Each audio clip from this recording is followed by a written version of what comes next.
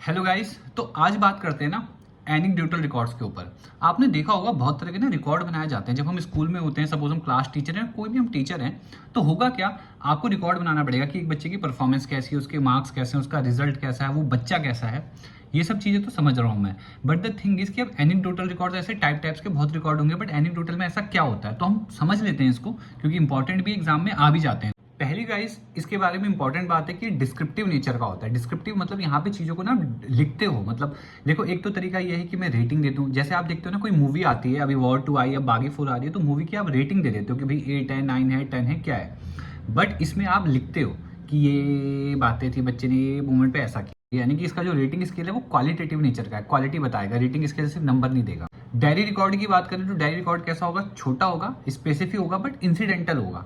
जैसे मान लो, सपोज आपने देखा कि आपके क्लास में एक बच्चा है ना, वो हमेशा सबसे लड़ता था, बट एक दिन ऐसा हुआ कि आप पढ़ा रहे थे, आपने देखा कि एक बच्चे की बुक नीचे गिरी, तो गया, उसने उठा करके उसको पकड़ा दी।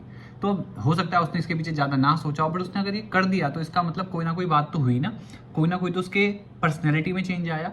तो इस वजह से एनेक्डोटल रिकॉर्ड में उसका मेंशन हो जाएगा। अब इसका फायदा क्या, हम समझते हैं इसके पीछे का रीज़न क्या है। सपोज कर लो मैं 6th क्लास का क्लास टीचर हूँ, ठीक है, मैं रह भी चुका हूँ एक बार।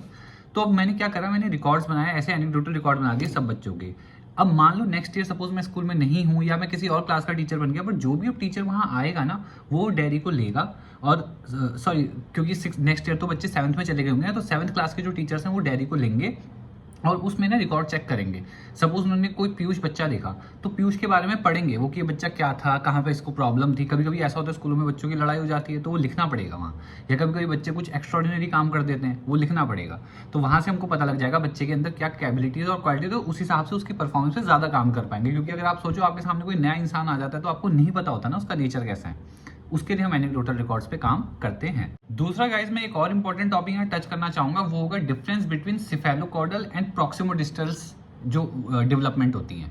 ठीक है, हम देखते हैं सिफेलोकॉर्डल में क्या होता है। पहली चीज आपको जो समझनी है वो है इसकी स्पेलिंग। तो गाइस सबसे पहले इन दोनों की स्पेलिंग देख लेते हैं। सिफेलोकॉर्डल CEPHALOCAUDAL सिफेलोकॉर्डल, और प्रॉक्सिमोडिस्टल के लिए PROXI MODISTAL। ठीक है, अब गाइस देखो, अगर मैं आपको सिंपल वर्ड्स में इसका डिफरेंस बताऊं ना, तो वो ये है कि सिफेलोकॉर्डल में हम मान के चलते हैं जो ग्रोथ और डेवलपमेंट है वो हेड टू टो होती है। यानी कि सबसे पहले बच्चा जो है अपने गर्दन को, यानी कि सर को संभालना सीखेगा, फिर गर्दन को, फिर थोड़ा ऐसे आर्म्स को, फिर ट्रंक को, फिर लेग्स को, फिर फीट को, ऐसे करके चलेगा। बट अगर बात प्रॉक्सिमोडिस्टल की हो, तो वहां पे बच्चा कैसे अपने स्टार्ट करता है, यानी कि सेंटर ऑफ एक्सिस, मान लो बॉडी की सेंटर एक्सिस से फिर आउटवर्ड, यानी कि यहाँ से इधर को जाएगा, यानी कि वो अपने आर्म्स को करेगा, फिर आगे जाके हैंड, फिर ऐसे करके अपनी फिंगर्स तक पहुंचेगा, यहाँ से वहां तक।